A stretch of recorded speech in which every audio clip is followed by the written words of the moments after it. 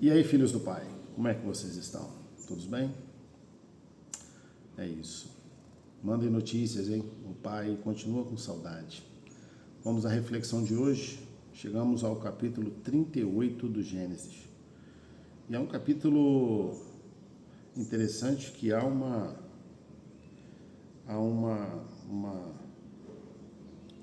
um parênteses, né? A história vinha acompanhando os filhos de Jacó, né? A venda de José como escravo, Jacó vivendo um luto muito doloroso. Terminamos assim o cenário do capítulo 37 e de repente o capítulo 38 vai se resumir na história do que aconteceu com Judá, um dos filhos de Jacó. O texto diz que por um tempo ele se afasta, né? Passado algum tempo ali daquela situação do cenário anterior, da venda de Judá se afasta e vai morar numa terra próxima, e lá ele se casa, tem 3 filhos, pelo menos são registrados 3 filhos homens. O seu primogênito se casa, né? Judá lhe dá por mulher Tamar, e aí o contexto todo do capítulo 38 é em função dessa história de Judá e Tamar. Tamar, esposa do seu primogênito ela fica viúva. O texto diz que ele era visto como um homem mau, e por ser um homem mau, ele vem a morrer.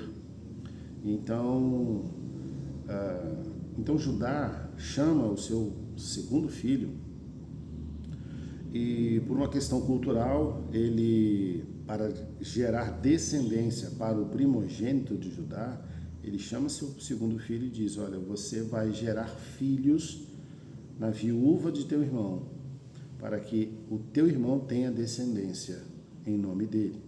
Mas o texto também continua dizendo que Onã, o segundo filho de Judá, ele, quando tinha relações sexuais com Tamar, ele não chegava ao fim, ele simplesmente lançava o sêmen na terra.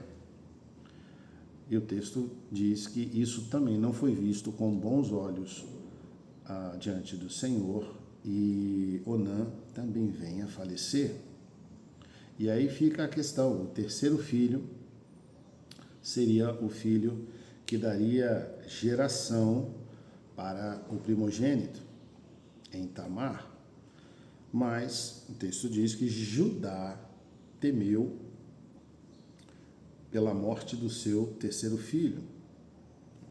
E então ele orienta a sua nora a voltar para a casa dos pais e aguardar até que o filho mais novo se tornasse homem. A questão é que o tempo passa, o filho mais novo se torna homem, e Tamar percebe que Judá não havia cumprido a tal promessa.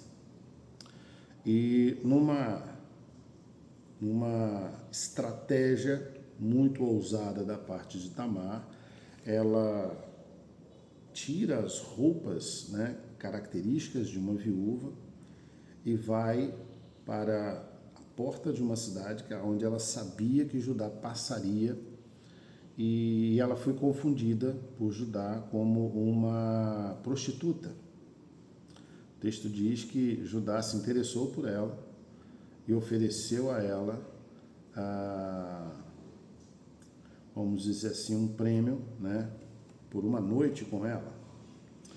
E estranhamente o texto vai informar que eles têm relações, e na hora de entregar o prêmio, ele disse que mandaria um bode futuramente, um cabrito, e ela diz para que ele deixasse alguns objetos pessoais com ela até que viesse então o cabrito. E aí o texto se segue, Judá envia o cabrito e ela não é mais encontrada. O tempo passa e Tamar fica grávida de seu sogro. Quando essa notícia chega aos ouvidos de Judá, Judá simplesmente toma uma decisão de executá-la, uma vez que ela estaria desonrando a sua família. Estaria desonrando o nome do seu filho. Mas o interessante é que no ato do julgamento, ela entrega os objetos pessoais e diz que o pai da criança era o dono desses objetos pessoais. E Judá então percebe que ele era aquele homem. Ele era o pai da criança. É interessante que ele, quando ele enxerga a situação, ele fala que ela era mais justa, porque ele havia prometido o seu filho mais novo para gerar filhos nela, e ele estava com medo e realmente não havia feito nada por ela. E o texto então vai terminar do capítulo 38 dizendo que ela deu à luz a gêmeos, né? Mas o texto também diz que Judá reconheceu a situação e não teve mais relações com ela. E assim termina o capítulo 38. E eu fico pensando o que nós podemos tirar de reflexão nesse capítulo 38, e o que me chamou a atenção foi a questão do egoísmo, né? da desobediência.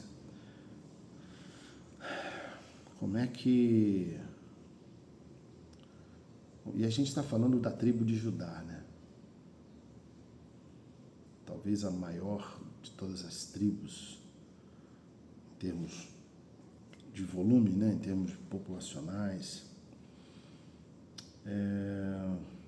Eu fico pensando a geração que se deu a partir dali, a desobediência, porque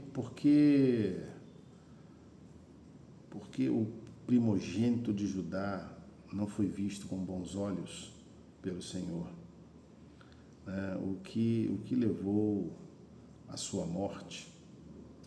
E quando a gente vai ver Onã, a gente vai ver o segundo filho, e ele tem relações com a sua cunhada para que pudesse gerar filhos a seu irmão, e no entanto o texto vai dizer que ele não cumpria com essa obrigação cultural, e o texto vai dizer que o Senhor também o levou. Reflexão que eu posso tirar e que podemos pensar é com relação a como está o nosso coração diante dos compromissos que nós temos com a vida, né? Claro que a gente não está falando nesse mesmo contexto, a nossa cultura ela não é por esse caminho, mas a reflexão que eu consigo tirar é com relação a esse senso de justiça. Quando Deus desagrada daquilo que nós fazemos. Então a minha caminhada, ela precisa ser uma caminhada onde eu tenha esse temor, e o temor aqui não é medo, o temor é respeito, de entender a soberania de Deus, entender o projeto de Deus, entender que ser obediente ao Senhor é o que importa. Deus nos chama para essa obediência. Senão nós vamos incorrer nas mesmas falhas de caráter que nós vimos aqui nesse texto. Então, filhos do Pai, tenhamos essa preocupação no nosso coração. Sabe, que as nossas gerações sejam geradas com amor, que as nossas gerações, que o nosso futuro seja gerado com obediência, para que essas histórias não se repitam. Assim eu desejo e peço a Deus. Deus abençoe vocês. Deus abençoe vocês, filhos do Pai, em nome de Jesus.